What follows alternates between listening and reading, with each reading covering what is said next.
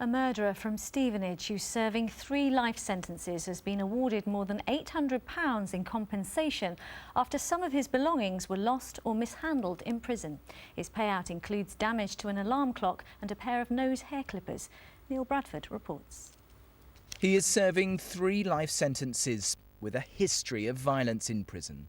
Kevan Thakrar of Stevenage has served time in some of the country's toughest jails. After stabbing 3 officers at Franklin Prison in County Durham, he was transferred to Milton Keynes.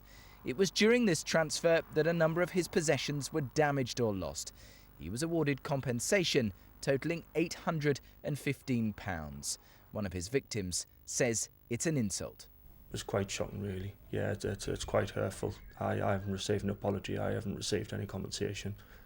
I've had to move back into my parents' house so my wife can get emotional and we can get financial support. So the fact that my life's sitting here in tatters and he's sitting there with a smile on his face getting all this publicity, and he's got £800 of taxpayers' money in his bank.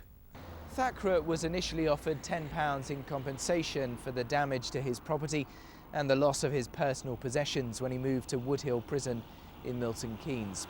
He flatly refused that offer and instead took the case to the Small Claims Court. After winning his case, the prison service were ordered to pay him £814.97, £314.97 for damage to an alarm clock, stereo and nasal hair trimmer, and a further £500 for the loss of personal possessions, including photographs, toiletries and a carton of cranberry juice. Thakrar was jailed for the murder of 3 people in Bishop Stortford in 2007. Keith Cowell, his 17-year-old son Matthew and Tony DeLue of Essex were all shot dead in a gangland-style execution. Today, the reaction of most people in the town was one of amazement. It's very wrong, isn't it? I mean, you know, he shouldn't be given that compensation. He committed those murders and it's very wrong. Much better things money could go on, really, than compensating someone like that. No, he shouldn't get the money. No way. Well, no, in a way, I don't think he should get all of it. He shouldn't get £100, no. He should only get about £20, £30, if anything. Kevan Thakrar is still protesting his innocence. He claims he's the victim of a miscarriage of justice.